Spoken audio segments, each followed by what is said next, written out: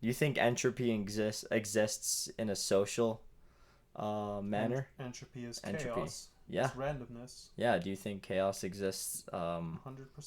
Like that's such a poorly worded question. I'm saying like, do you think that things will tend to chaos regardless of how much order we establish? Um, Like if things are perfectly orderly and forever orderly, whatever, do you think that one slightest little thing yes. could just change that into chaos Yes. forever? All it takes is one.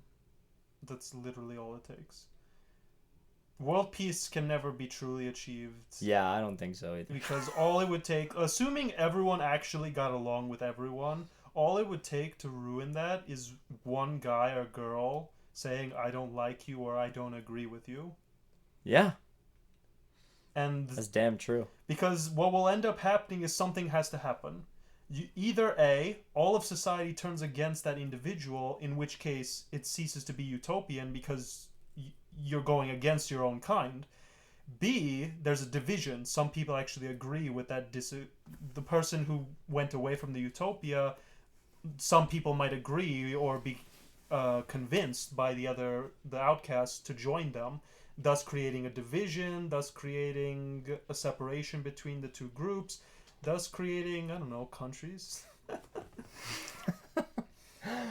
Thus creating countries. So countries are basically just imperfections upon. Well, you see, actually, my my I'm like a very anti-nationalistic person. I know we had a talk about Yeah, I this. don't like nationalism at all. I don't think it's. I think it's very counterproductive to society. I don't think.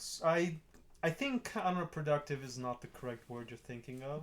I think it definitely has negatives if it's done in a very bad way.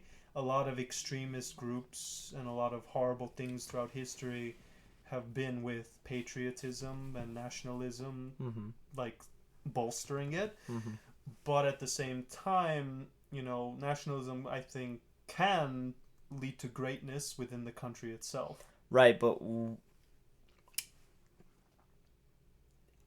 the idea of having Like, teams like for one, like for instance, let's break down on a very like micro level now. My team, for instance, like if we have subgroups within my team, how are we going to come together as a collective unit? We're never going to be like that because we're not a team anymore. We're just me and this other guy there, two guys there, three guys there.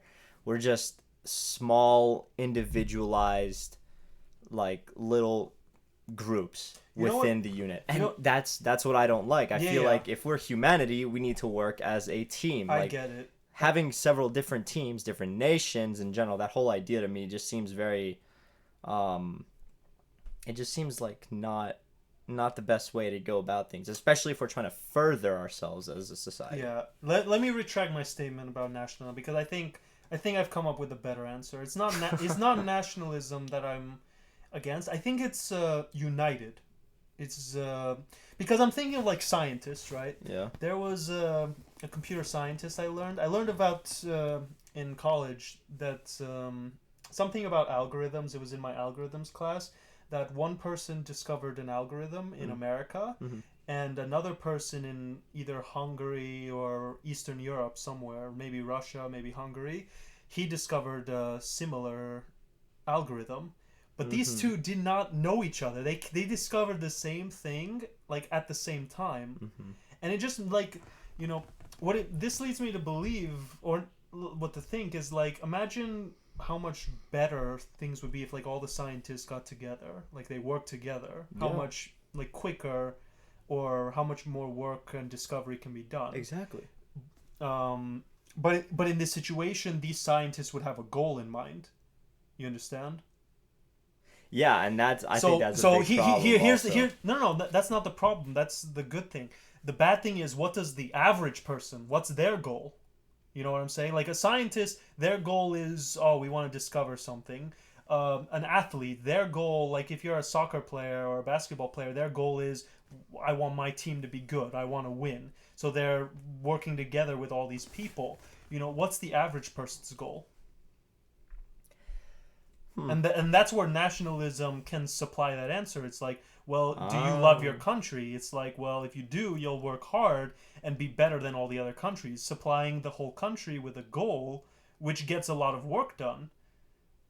But like you said, it's not really good as a whole, because essentially you're creating inspiration by creating hostility towards everyone else.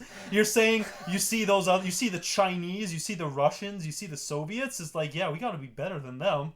Let's get our butts in gear. Which So is so ironic, the man. the irony is, like, we're getting better because we hate everyone else, which in the long run will lead to social problems. I think that's fair to I say. mean,